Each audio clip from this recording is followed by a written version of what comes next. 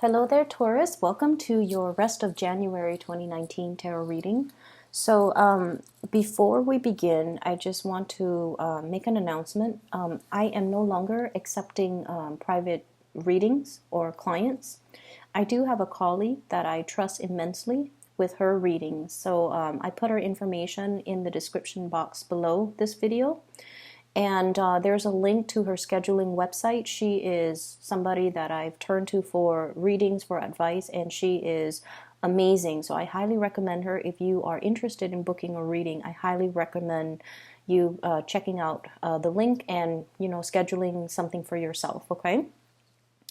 The other thing that I want to mention as well, I apologize for not being able to publish your reading. So I'm under a lot of time constraints, so this is going to serve for the rest of January. Okay, I apologize, Taurus. And let's jump into your reading here. When I was shuffling out the spread, I saw little, like five, maybe four flashes of images. The images weren't moving, but I saw four flashes. So let me just convey that information. So first of all, I see this person on a what are those floating things in the ocean. It's like really clear blue water, warm weather, and the sun is shining. It looks almost like a tropical paradise, but it seemed like just a picture to me. And so this person is on this flotation device, kind of sprawled out. He's wearing board shorts, and he's got like a margarita or some type of a drink in his hand. He's wearing sunglasses. He's not wearing a shirt. So he's just, drifting in this really, I want to say, serene, safe place, okay? So that screams out to me emotional safety. Emotional safety. I feel like you're in a position right now where you're free to express yourself. You feel very at ease with another person, where the water in the background, it's like feeling like you belong, feeling like whatever has happened, it doesn't matter, because you feel at ease, you feel at peace, and you feel like you belong. The second thing that I saw here is I'm seeing this flower. It's like, it looks like one of those daisy.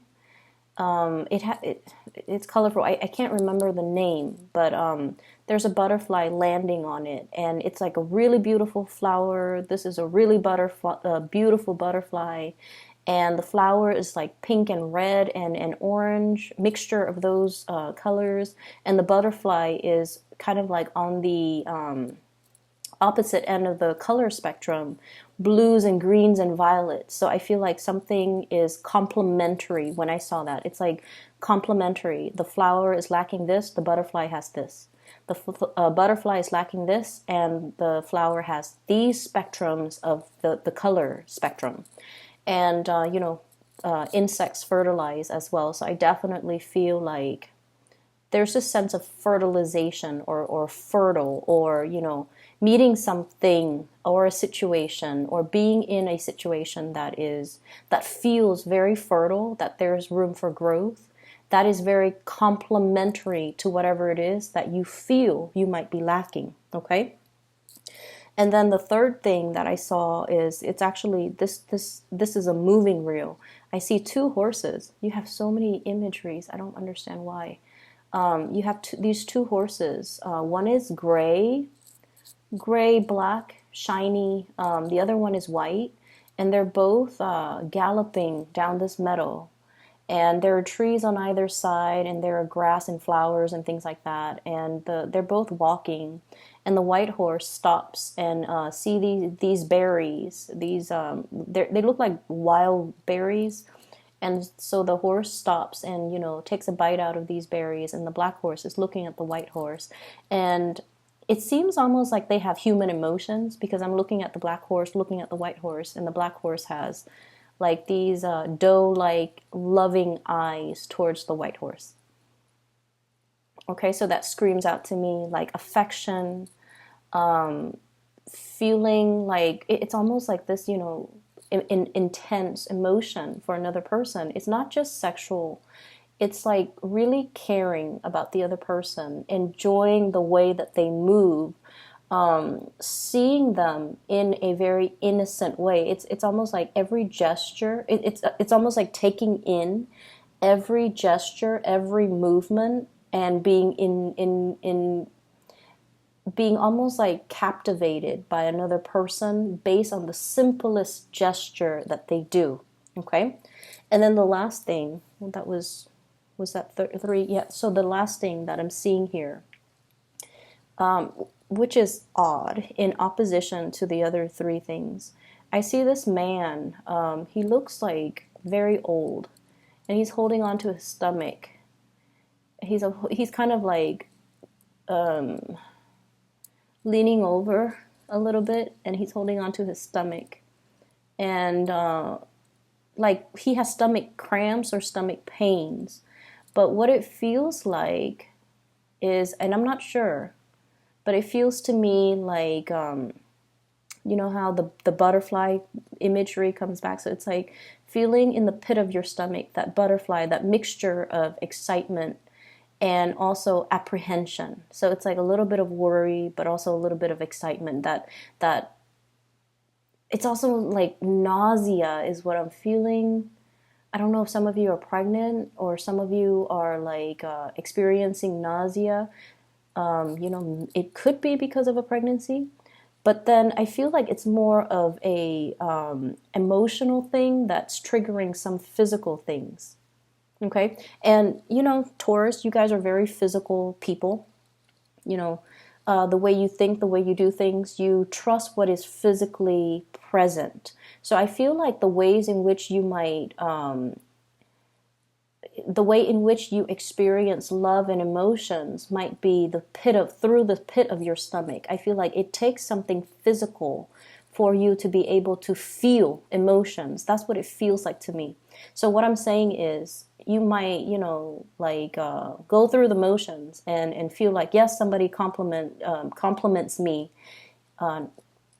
compliments in a with the E, okay?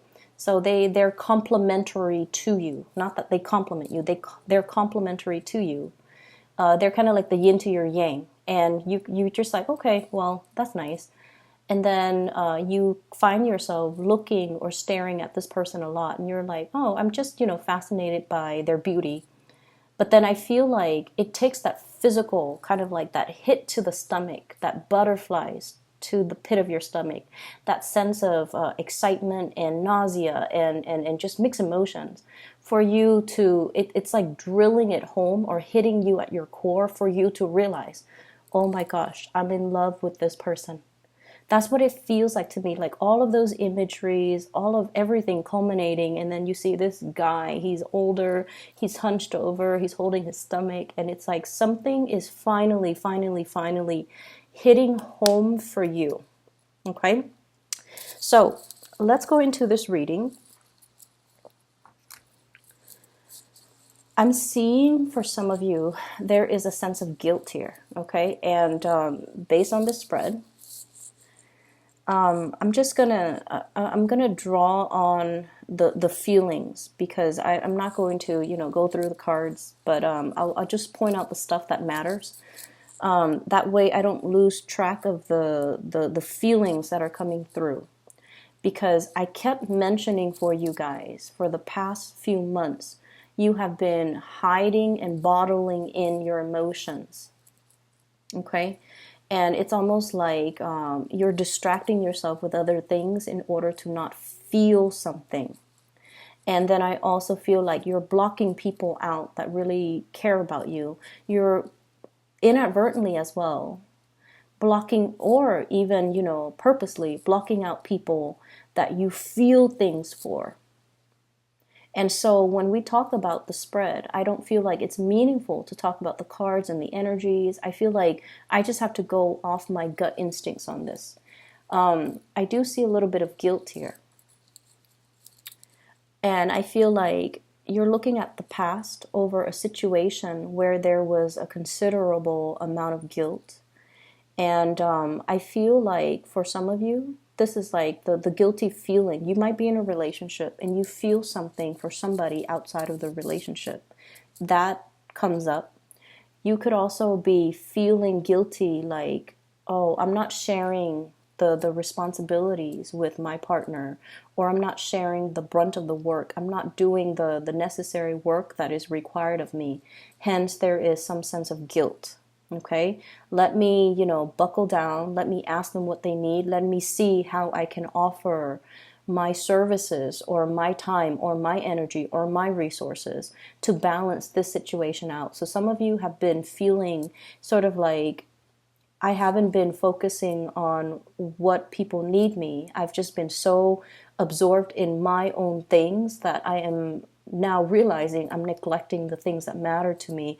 And so let me just, snap out of my little reverie and just put in my work. I feel like for some of you, it took the absence of another person in order for you to start to kind of like snap out of it and kind of look around and just, be awakened to the fact that you might not have done the work in some areas of your life that is necessary. Okay. For some of you, I feel like, you have been, you have a relationship. There are parenting situations that need to be worked out, or the parent, the roles of parenting. Who's picking up the kids? Who's cooking dinner today? Who's dropping them off? Who's taking them to the ballet recital? There has been some type of a tug of war between, you and your partner regarding parenting. And now it's sort of like, okay, we need to step in. We need to work together. We need to, you do this, I do that, and then get the situation sorted out. Okay. And then I also feel you're interested, you're very, very much enamored and just in love with somebody. I feel like this is somebody that is so in love with animals. Saw a lot of animals. It's somebody that, is very gentle, very cuddly, somebody who's very innocent. They have this really, really innocent, pure, playful energy about them. They love animals. They love living things. And I feel almost like there's this immense sense of attraction too. And horses, okay? So we have here the Chariot. These two horses, unlike the Rider-Waite deck, these are the same colors. But from the imagery that I saw about the two horses galloping in that meadow and eating berries, I don't know the significance of berries. But I feel like there might be some interracial attraction, and there's nothing wrong with that. But I feel like it's not just interracial; it's sort of like somebody who is so different from you that there might be cultural barriers. Okay, they're so different from you too that might be why they look so exotic, or you stare at them a little bit longer because it's not something you're used to looking at every day, okay? So, for example, if you've only dated within your race and you see somebody that is outside of it, you're always going to be drawn to them because they represent to you something that is out of the norm or something that is exotic or something that is a novelty item to you. Just as this child has this little kitten and that's like, it's novel to him.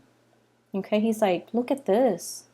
He's showing everybody and things like that. So I feel like you're dealing with someone who loves animals immensely, who has a really, really pure heart, who's very beautiful. Like, beauty is very subjective, but I feel like this is somebody that garners a lot of attention when they walk around, when they're grocery shopping. They might get hit on when they're, they turn heads. People stop and stare at them a few times. And I feel like, this is somebody you're just like, I don't know if they're out of my league. I don't know if they're interested in me. I don't know if, if they find me attractive. So there's this sense here of trying to spruce yourself up, or being really mesmerized by every single action of this person, looking at them, wanting to kind of like wanting to, what is the right word? How do I put this, in a clean way? Trying to absorb everything that you see and, tucking it away in the back of your mind so that when you're alone, you can draw it back out and kind of relive that moment when you're with them. It's that special and that sacred. I definitely feel many of you are in a situation where you start to feel that pain in your stomach, that cramp in your side, like, wow, I'm actually really in love with this person. And that's really beautiful. So I feel like, if you're coming to awareness about this situation, you kind of have to tell the other person how you feel, okay? So don't try to bottle things up. Don't try to push it aside because the stomach cramps and the pain will exacerbate. So let your feelings be known, express them. Because I definitely feel reciprocity. I definitely feel that. We have here the Two of Pentacles and the Two of Cups. And I feel like, whatever is felt from your end with the Pentacle suit is also felt from their end with the Cup suit. So I feel like, this, you're in good hands, okay? So going back to that, is it first or second? Well, both of them. The man in the pool, in the floating thing, he's content with his little drink. And then the butterfly landing on that flower, it's a complementary, symbiotic, complementary, reciprocal. And I feel like it just feels right. That's what it feels like to me. It just feels right. It's like being warm, being comforted, finding something really beautiful, finding somebody really attractive, and just everything just feels right. It's like you're not only a good fit, you're very different from one another, but you fit and mesh really well together. And so it just feels right. But I do definitely feel there might be third parties, you know,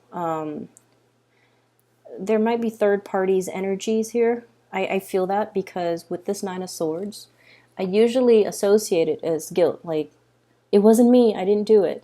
It's that guilt, that preemptive guilt that makes you say, "Oh, it wasn't me. It wasn't me. Okay, you're wrong."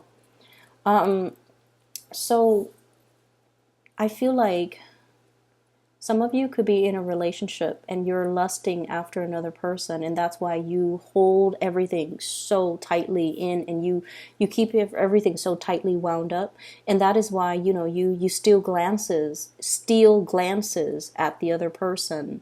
You don't say anything because you're in a relationship, or they could be in a relationship, and you both are aware of each other's relationship status. So you look at them and then you kind of, swirl that information, the sight of them, the smell of them, the sound of their laughter.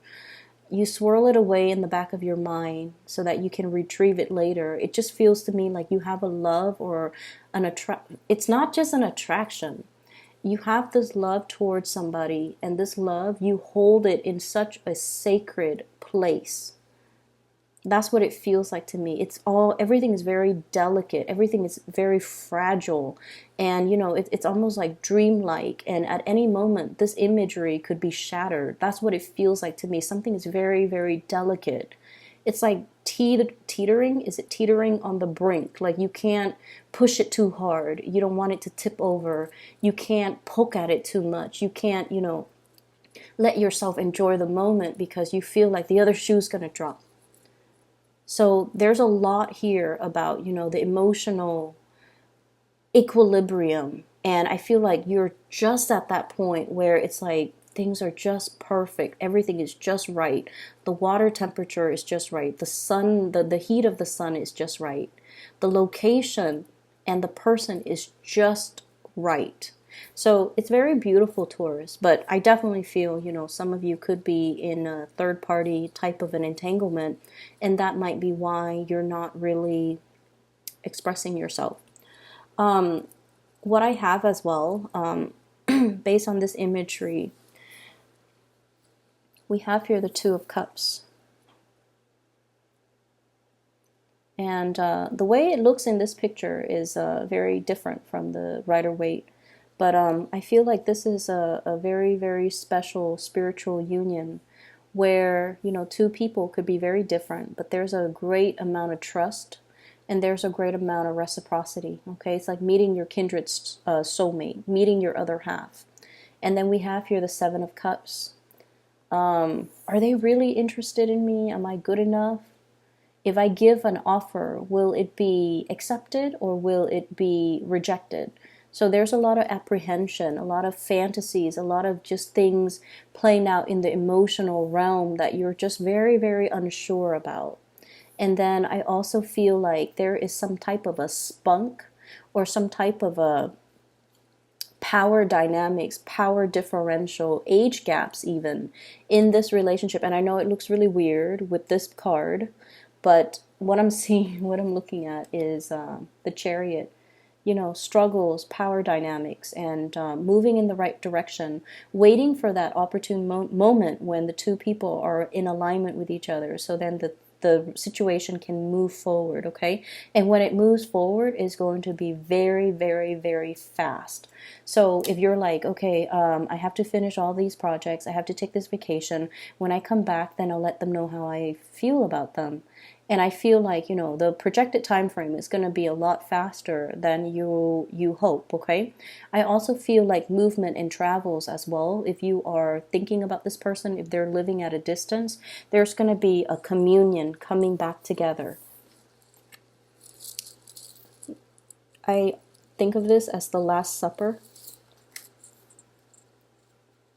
There's going to be some type of a reunion or some type of a coming together where one person is preparing their house for some type of a homecoming. Okay, so there's definitely that energy about anticipation. I'm also seeing as well, we have the Justice card here. Some type of a legal situation. It could be, you know, it doesn't have to be like court cases or something dramatic like that. But I feel like for many of you, you're in a situation where you're handling a lot of official documents. Official documents don't have to be legal. They can be, you know, just like procedures and protocols as a job of your, as a function of the work that you do. Okay, so I see like memorandums. I'm seeing like tax papers. I'm also seeing like court documents that belongs to somebody else that you have to look through. And then I feel like you have to lay it all out on the table. Look at all the facts before you can make a conclusion or before you can draw a conclusion. And I feel like, I don't know why, but I just feel like there's an energy here about the way in which we make these decisions. We think of it as, you know, everything is very objective, right? That's the way that you guys work. Things have to be practical, things have to be orderly, things have to pass that common sense test, and things have to be backed up by evidence. That's the way you operate. But I feel like in this situation, they're mentioning here the mirror, okay, the mirror, and it's sort of like past, present, future with this card, where it's almost like as much as we try to be very, very objective when we make decisions, our worldview is greatly shaped by our past experiences, our culture, our religious upbringing, our belief system, our childhood even. And so I feel like in a way, everybody's actions, as much as they try to be objective, and as much as we try to standardize and have one standard procedure for doing things, everyone interprets it differently because of their past experiences.